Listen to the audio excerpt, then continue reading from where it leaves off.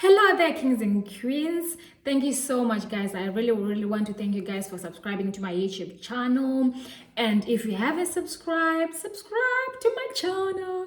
But yeah, guys, today I'm actually going to be talking about a really sensitive story. This story is about how we actually fled the war in Ukraine. Yes, I'm actually going to speak about it today because for the past months, it's been really hard.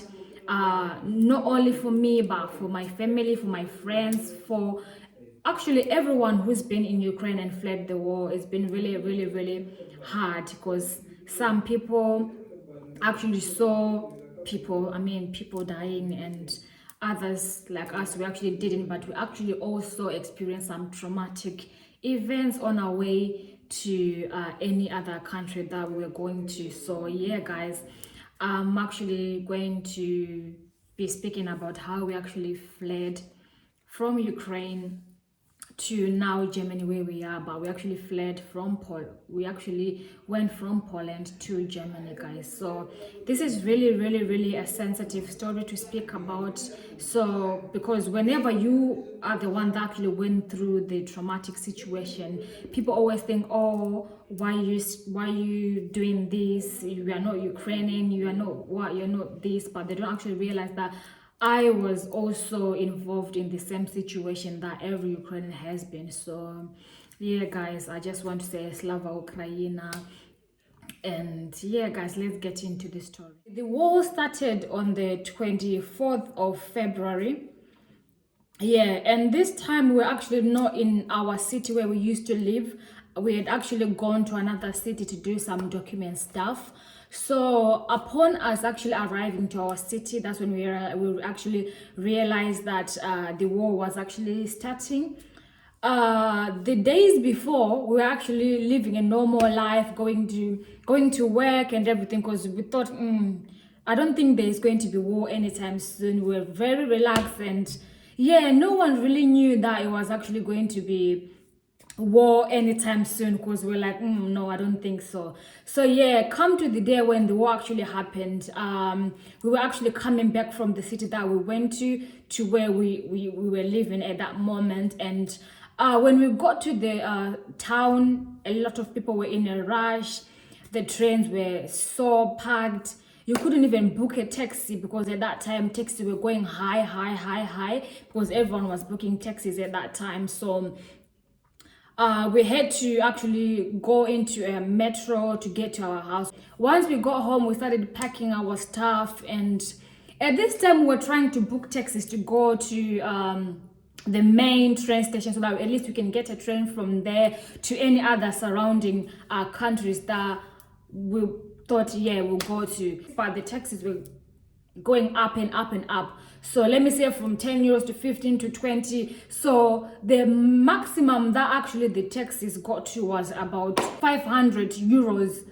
I'm just saying so that you guys understand how high it was going, because a lot of people were requiring taxis to go wherever they wanted to go. So at this time we thought, okay, let's just stay in the house and wait and see what's gonna happen by the end of the day. As well, people were starting to like create like groups on WhatsApp and whatever to give people information of where to go, how to locate your nearest bomb shelter and stuff like that. So you were actually being told to join this group, so that at any time you might actually want to go to the bomb shelter, since the war was actually happening at that moment. So we were all joining these groups just to get ourselves ready. So we waited until about 2 o'clock, and still the taxis were going high, and God, it was really going high at that time. And I was getting messages from everybody, my friends, my family, everyone, because they wanted to know how we are actually going to get out of this situation. And I remember there was one group that I had joined.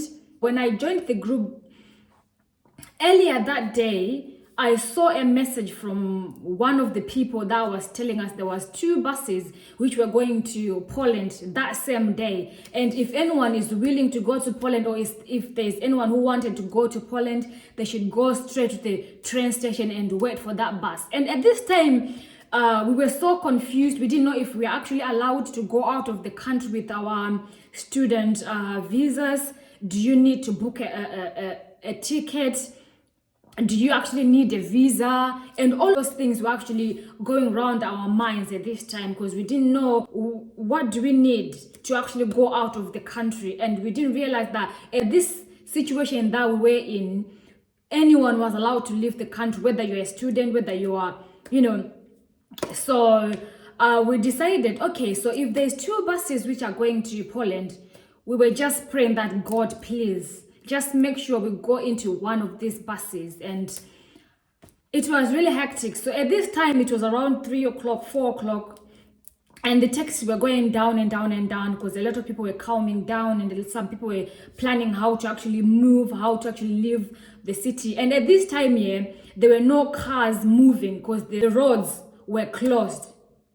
So from Kiev, which is where we used to live, Kiev, to go out in either direction, because a lot of people are actually going to Polish border instead of going to other borders. So the roads were packed. Even if you have a car, you will not be able to move from Kiev to any other place. The roads were like closed, if you know what I'm trying to say. So we managed to book a taxi, and our bags were already packed at this time. We took only 2 bags. We left some of the stuff, because honestly at this time there was no time to actually take all your stuff and everything. So then that taxi came. We took a taxi to the main train station, and luckily there were actually 2 buses which were going to Poland, and the first one was already half full. I was carrying my baby. He was 5 months at this time, 5 months, yeah. And I was carrying him on the carrier. I don't know what you guys call them, but yeah, I was carrying my baby, and I was pushing the other bag, and my partner was pushing the other bag. So the bus was there, half full. People were going in, and some people had already bought their tickets, and it was just chaos. There was a lot of people there, and at one point there were 2 helicopters up above us, and a lot of people were running away. They didn't know whether these helicopters were just patrol helicopters from Ukraine, or these helicopters or whatever. And people were rushing, and people were running and hiding. I was just there holding my baby, thinking even if I run, if they're going to drop a bomb on us, we are just all going to die. There's no point of me trying to push myself and run and do this and do that. So I was just standing there thinking, oh God, please, you have to save me and my baby. So the helicopters finally left us, and we were just standing on that bus, hopefully for someone to just, say, you guys come in or something. We're the only black people, trust me, we're the only black people there waiting on that bus, hoping that an angel from God will be sent and just say, guys, get into the bus or something. And at this time, we were asking people, do we need a ticket? And some people were saying we have to book a ticket online. At this time, we had money in our cards, but by this time, you could not even withdraw money from your card, because the cash machines didn't have money in them, guys. Even if you had 2 million, you were not going to be able to withdraw the money out of your bank. But luckily, we had actually withdrawn money before, which was enough for us to actually get into the bus, get to Poland, get food and all of that stuff. So we had money. I mean, thank God for that. So we were thinking, how are we going to book a ticket right now and right here? So we were just waiting there, just looking at the bus driver and the conductor, hoping that they will say, oh, poor lady with a baby, come inside. So there was one man, I will never forget this man for the rest of my life. There was one man, one Ukrainian man. He came to me and he was like, oh, your baby looks really nice. He was really trying to speak English, because he knew that I could not speak proper Ukrainian. So he was trying to speak English, and he was asking me how old is the baby and stuff like that. So it started raining at this time, and we were just standing there. It was not like heavy rain, but it was just spitting. So after this bus was full, it left, and only one bus was left. And I was praying at this time that God, this bus should not leave us here. And I was telling God that I'm going wherever this bus is going, whether Poland, whether where, we have to go with this bus. So the bus, people were going inside, the ones that actually had their tickets, and the bus was almost half full, guys, and there was no sign of us or any sign of any angel falling from above and telling these people to let us in. And this one man, the man that I told you, came to me and tried to speak English. So he shouted to the driver saying that, you guys, can you not see that there is this young lady with a small baby waiting here to enter the bus, and you're looking at her and you're not doing anything. So then after the driver and the conductor heard that, because obviously they were English speakers. I mean, they were from Poland, but they could understand English and speak English and also understand Ukrainian at the same time. So once this man shouted at the driver and the conductor to say, guys, can you not see that this lady has been waiting here for the past, I don't know how long, and she's holding a baby. It's actually cold and it's raining. Please, if you can, try to help this lady to either go into the bus or something like that. So I also want to thank the drivers and the conductor as well, because if they were bad people, they would have said, oh no, don't come or something like that. So they actually told everybody. Honestly, right now, I really want to thank God, because from other things that I've heard, other people went through with their babies, and even people without babies, is just really horrific and terrifying, or I don't know what word to use. So once the man actually shouted at this driver and the people that were standing there to collect your ticket and money, they actually, I don't know what got into them, or maybe God sent the angel that I was hoping that he will. And actually the bus driver actually told people to like move and open space for me. I've honestly, being a black person in Ukraine and know how racist it can be, it was really shocking for me to see someone actually letting me come first before the other people. It was really weird. At the same time, I was thanking God that, God, I really thank you. I thank you so much. Honestly, I was praying at this time. So the bus driver actually told people to move, to open space for me, because I was holding the baby as well. So they told everyone to open space for me, and everyone actually did. Honestly, guys, this was a surprise to me. I actually didn't know how. Honestly, I would say this a 1,000 times, but I was just crying inside to say, God, this is you. And I knew by that time that God was actually the one doing all this. So people actually opened space for me, like a huge space for me and my partner. And then we just walked in, and then they were like, oh, give us your passports, your international passport, and the baby, don't worry about the baby, just give me your passports and your student card, or your student, anything that can say you are the person you're saying you are. They didn't care, your student card, your passport, your student visa, anything that just says your name on it. That's what they wanted. They didn't care what it is. So we gave them our passports, and then they were like, okay, so go inside. So the man that actually shouted was allowed to come with us for some reason. I don't know why he said he wanted to come with us, because I heard him speaking to them in, I think, Polish. I think the man was actually Polish as well, and Ukrainian. I'm not really sure, but I heard the man also speaking to the driver in Polish, and then I saw the same man following us, and then he said, don't worry about your bags, I'll put your bags in the bus, don't worry, just show me which one is your bag. So I showed them that one, and there was a smaller one with my baby food and stuff like that. So I told him I need that one, and the 2 bags should go down. And he said, don't worry, I will bring the smaller bag with the baby milk and everything, don't worry, I'll do everything. So this same man actually said to the driver and the other man and the other people that actually were there to collect your bags and everything, don't worry, I'll do everything for these people. And I was like, what? Yeah, so he actually took our bags, put the bags in the bus, the thingy, and then he brought my small bag with milk, pacifiers, and all of that baby stuff. And then he actually, because at this time the bus was almost full. Oh my God, these people are back.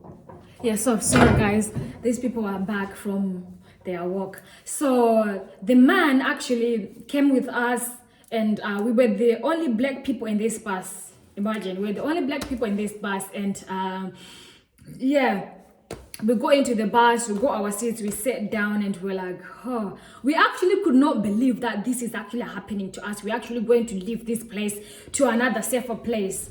So the bus actually was taking the wrong ways, because these buses were the buses that will be taking civilians, mothers with babies. So it wasn't taking the normal routes that every car and every bus were using. So they were actually using the opposite side of the roads or whatever it was doing.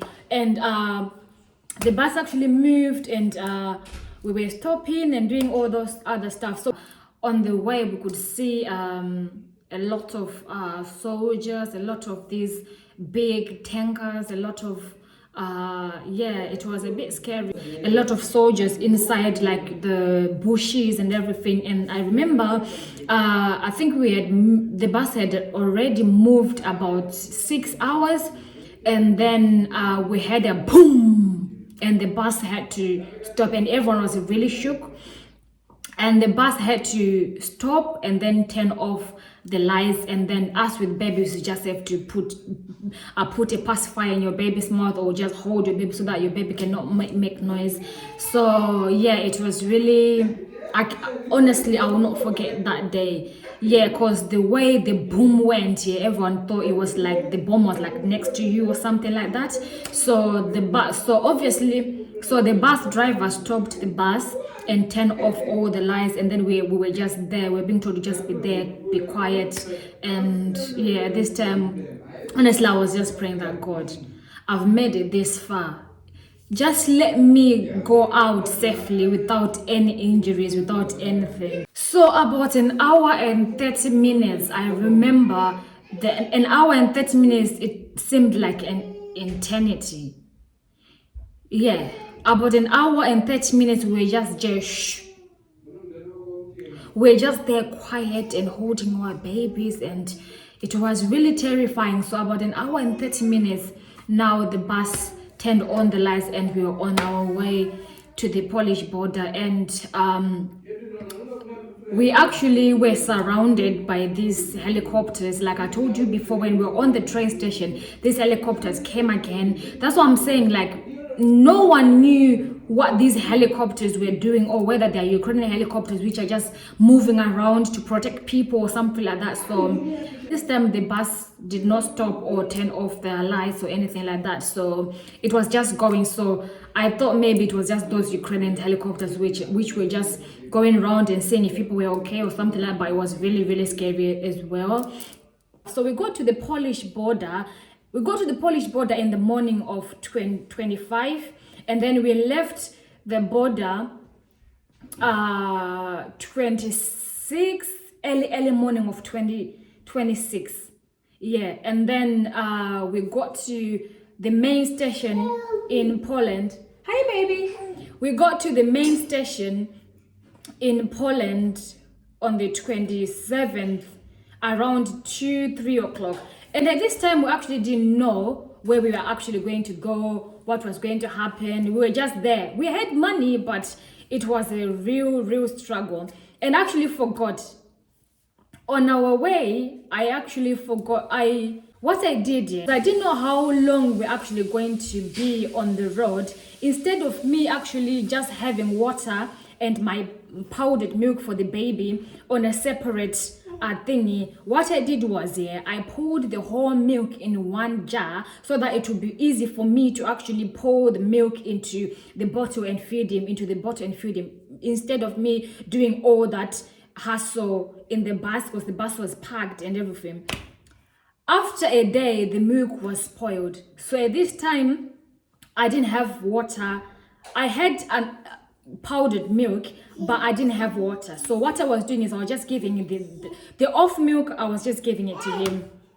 Guys, I was giving him the milk that was spoiled already. The struggle. But he was drinking. I don't know. He was drinking. Yeah, so we were just walking around the mall, looking, seeing things, and guys, we were very happy, very tired, and we were just really down because at this time we were in Poland. Thank God we were very safe in Poland at this time, but we were very tired, very hungry, because obviously on the way we were buying things, but it wasn't that thing where you were like, oh, I need to eat this. We were hungry, but then you couldn't really eat. You were stressed. You didn't know where you're going. You didn't know if you get there, who's going to help you, things like that. This was in Warsaw, something like that, one city we didn't get to walk, so it was walkload that we got to. This time we're looking for McDonald's so that at least we can buy food and eat and everything. So once we were walking, we actually saw these people that actually help Ukrainians and stuff like that. And then we told them, actually, we're coming from Ukraine, we just got here. And they were like, oh really, where are your bags? Because we had already left our bags in the mall somewhere. We didn't even care. We're like, okay, just stay there, bags, we'll come and get you later. So when they're like, oh, we actually have like a camp where we help people who are just coming from Ukraine, we give you food and all of that stuff. And then we actually look for people to host you for the meantime, or at least you guys are looking for where you actually want to go to. We got to the camp and then we were so hungry. Honestly, I was hungry and not hungry at the same time. I don't know why. But yeah, so we got there to the camp. They took our bags. We got to the camp and we made like a cup of tea and all of that. That was the first time that I actually ate like warm food. And that was the first time that I actually made proper milk for my baby, and he drank the milk like nobody knows. So I think he was really hungry as well, and yeah, he was really hungry. But this time, because I was just giving him off milk, so it was really sad. So I made him milk, I gave him the milk, and we were actually, so once we got there, they said that we were actually, they don't know how long we're going to wait until a host is actually matched with us or something like that, but they'll be taking people with babies more seriously, or they'll be putting them first. And after about 30 minutes, we actually got our host. He said that our host was actually going to come in about 30 minutes and stuff like that. And we were like, oh, that was quick. So our host came and collected us from the camp. We went to the house and they were very, very, very nice people. There were some of them, I mean, the lady was actually crying because, yeah, I didn't know, they were so emotional, and they were so shocked as well, because they were like, we've actually registered, just not, we have just registered like an hour ago, and we didn't know that we were actually going to get someone as quick as this. So we were like, oh, lucky us. We are, yeah. So we got to the house, and so we took a shower. They were so nice people. Honestly, I still speak to them at this time. Yeah, very, very nice people. So we took a shower. They gave us our room with the TV, with everything, guys, everything. So they cooked dinner, we ate and everything. We stayed in that place for about 2 weeks,